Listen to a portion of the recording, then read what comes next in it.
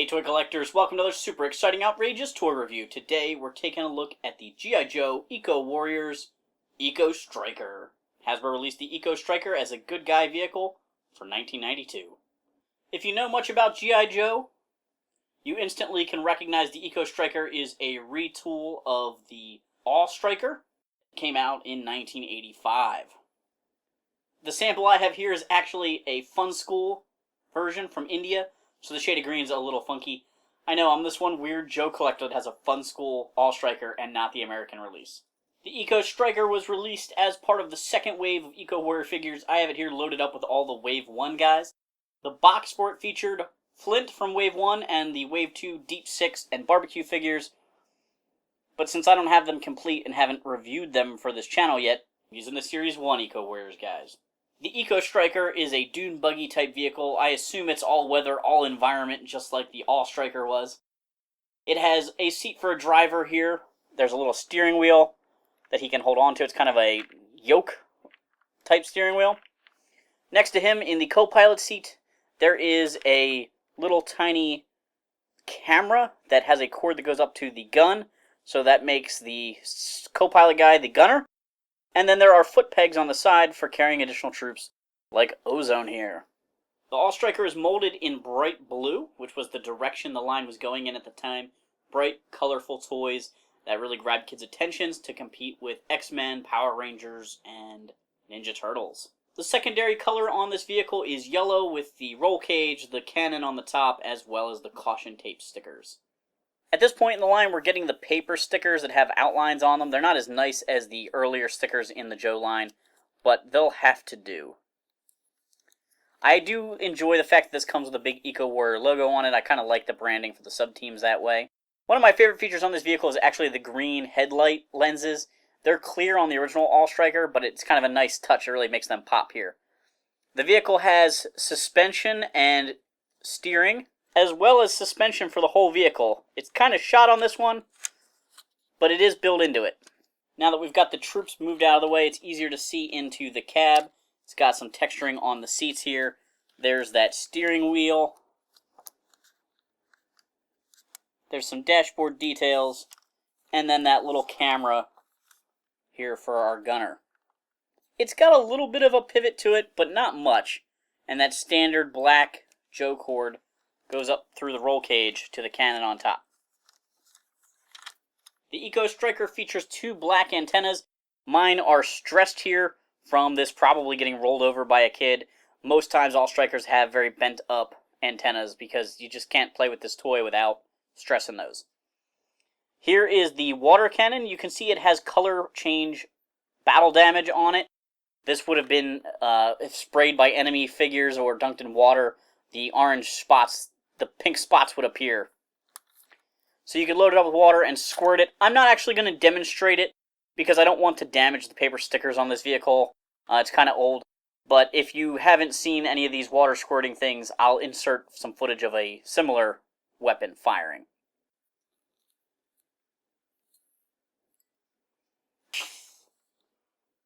Look out, there's Cobra polluters. Let's pretend to shoot them with our water cannon.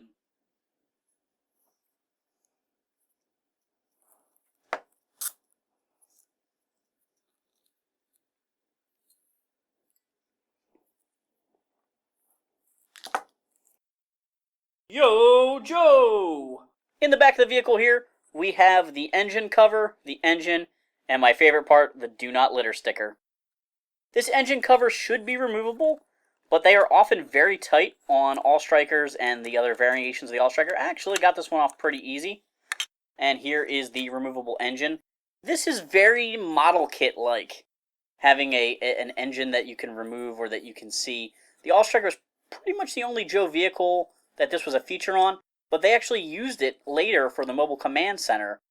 The tackle box style G.I. Joe headquarters came with one of these engines, and there's a crane for doing the engine swaps on the All Striker. So it's a little bit of fun extra play that you get there with this, and that helps add to the multi-part colors to these vehicles. A lot of the 90s vehicles at this point were being molded out of one piece, and so the cockpit areas, the seating areas were all the same color as the outside body. And that gives the All Striker, or the Eco Striker here, a much more impressive color scheme with the blue body, black interior, and some gray details. It really kind of makes it a nicer vehicle for its era. Clean Sweep, you okay? Oh yeah, just a little winded. Well, are you ready to go? Oh yeah, just got old Cleany up on the luggage rack. The Eco Striker isn't equipped with a luggage rack. The biggest difference I could find between the Eco Striker and the All Striker was that they actually redid this roof rack area here. The filled-in portion for the gun on the All Striker is in this back section, but on the Eco Striker, it's actually on the side here. To put a driver in the All Striker, it's best to have them in a seated position with their arms sort of raised up out of the way. You have to swing their feet in under the steering wheel and then position their arms on that yoke-style steering wheel, just like that.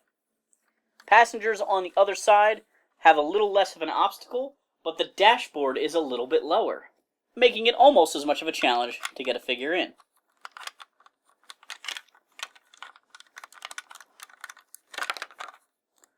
You dropped your helmet, soldier. I know. It was so much work to get in here.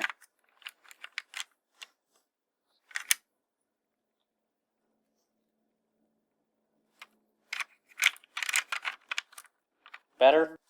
Yes. Let's roll. Overall, the Eco Striker is a great vehicle. It starts with an awesome base. The All Striker is an incredible toy. Ton of fun to play with. Very kind of grounded in real world. Of course, with this paint scheme, they've taken this thing to a whole new level and not very realistic, but definitely fun with that 90s kind of charm. I was excited to pick this up. I actually found this at Play With This in Merchantville, New Jersey not too long ago, right after they reopened. They were in a appointment-only kind of mode as we get through the pandemic, and I had been already reviewing a bunch of these Eco Warriors figures, so I was like, gotta grab it now. And I hope you guys have been enjoying this series. I've reviewed pretty much everybody from the Eco Warriors line from 1991, except for the septic tank, and I have done the All Striker now, so hopefully, eventually, I could get, the equipment, the accessories to some of the 1992 guys, and move on to the later part of Eco Warriors. This is kind of a taste of things to come, perhaps.